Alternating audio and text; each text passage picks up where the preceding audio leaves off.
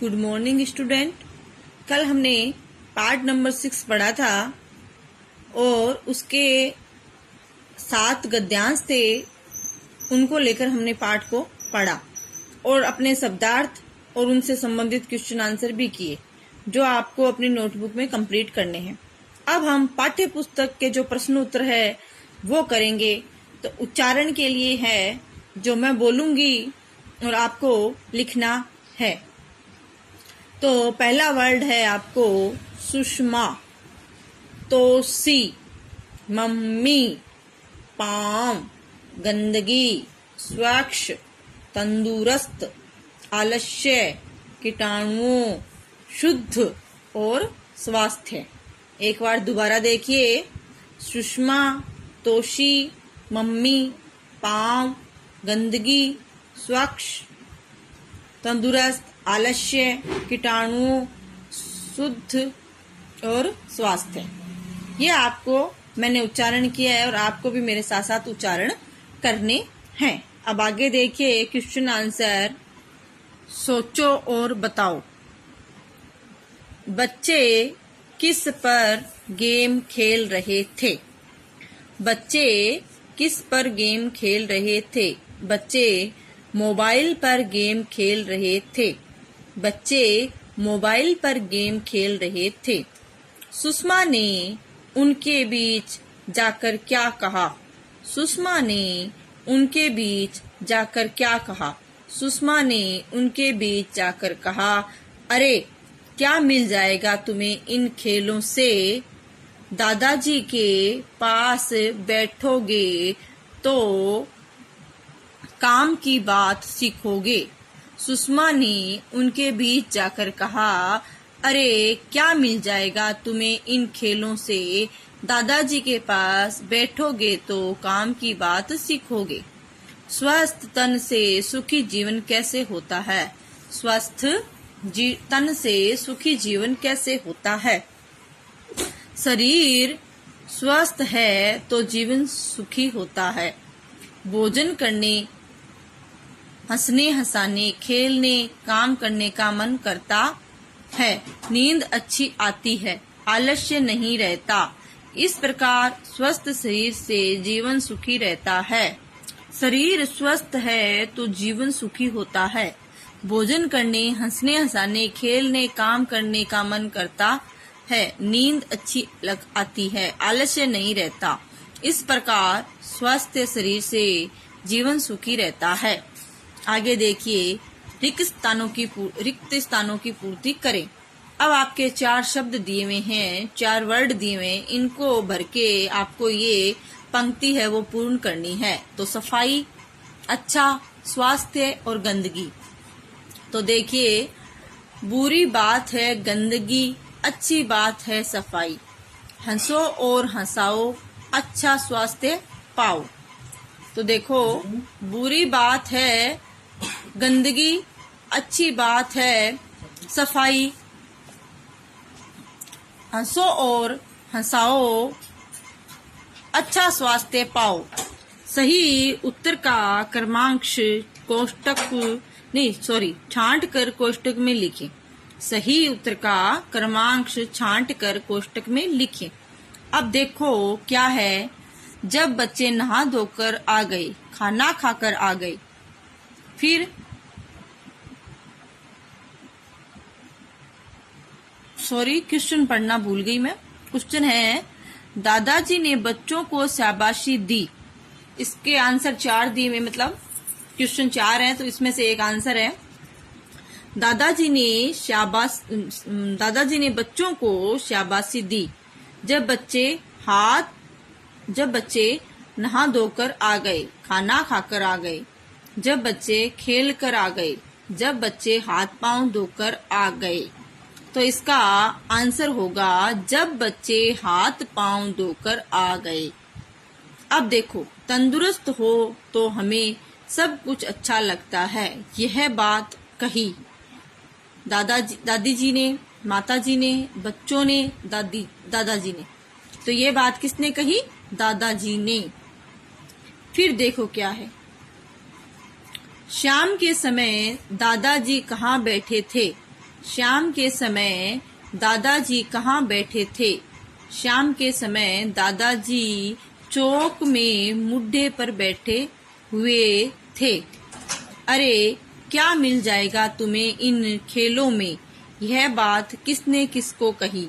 यह बात माँ सुषमा ने तोसी, बिट्टू और हनी तीनों बच्चों से कही।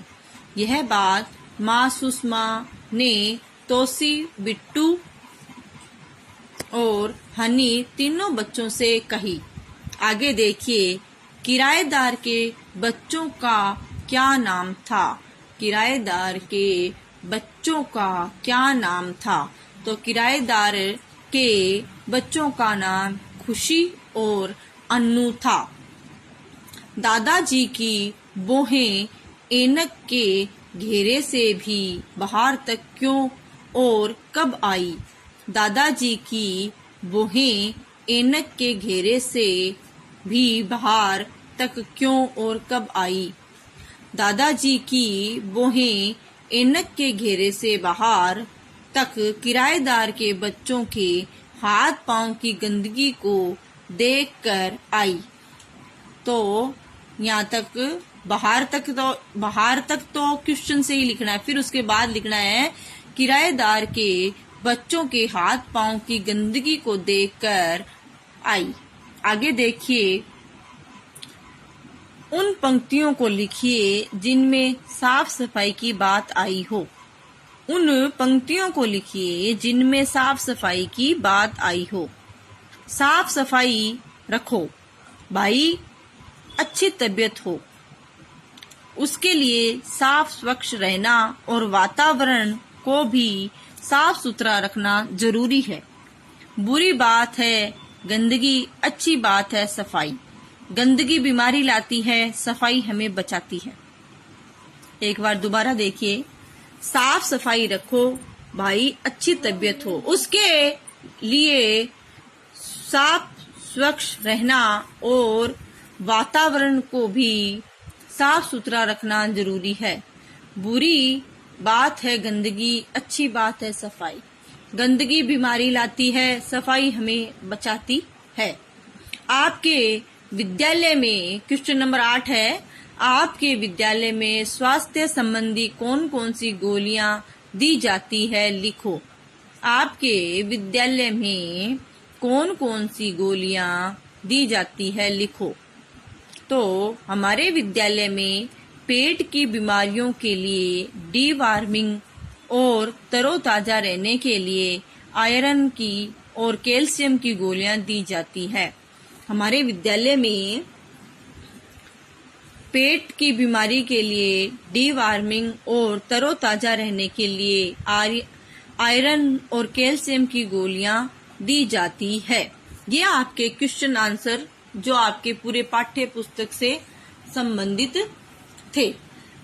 अब हम करेंगे भाषा की बात। देखिए, भाषा की बात में आता है, धूप से हमें विटामिन डी मिलता है। रेखांकित शब्द सर्वनाम शब्द है। उसी प्रकार पाठ में आए सर्वनाम शब्द छांट कर लिखें।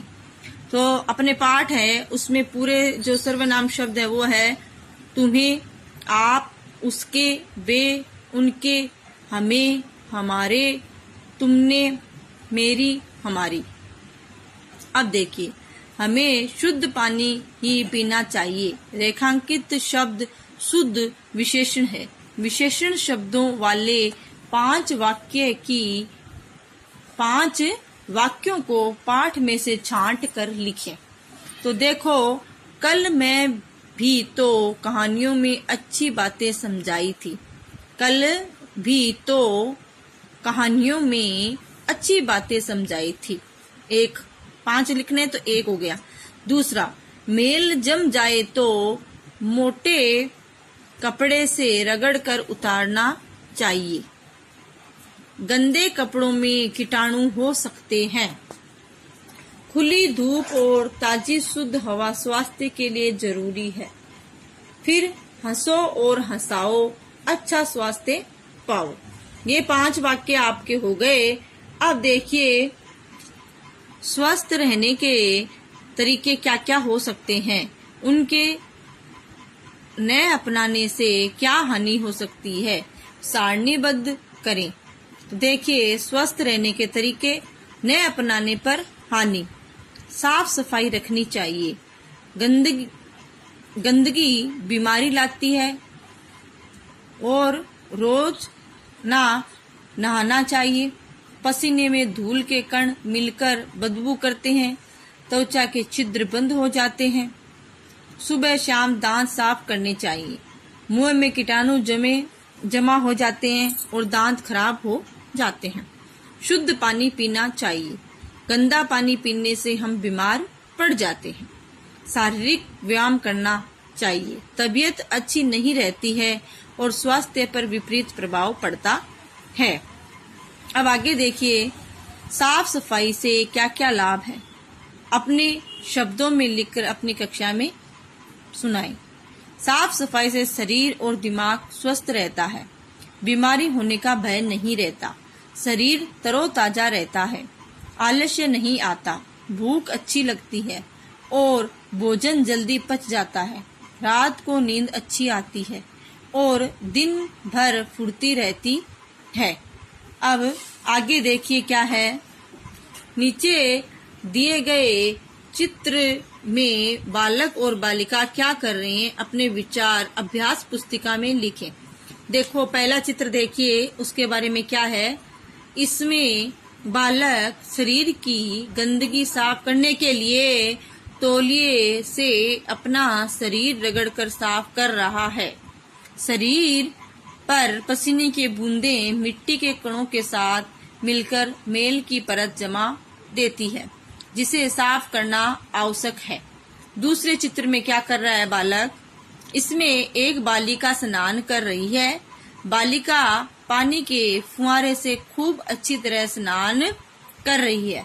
शरीर को स्वस्थ रखने के लिए प्रतिदिन स्नान करना आवश्यक है। अब तीसरा चित्र है, वो है विद्यालय का।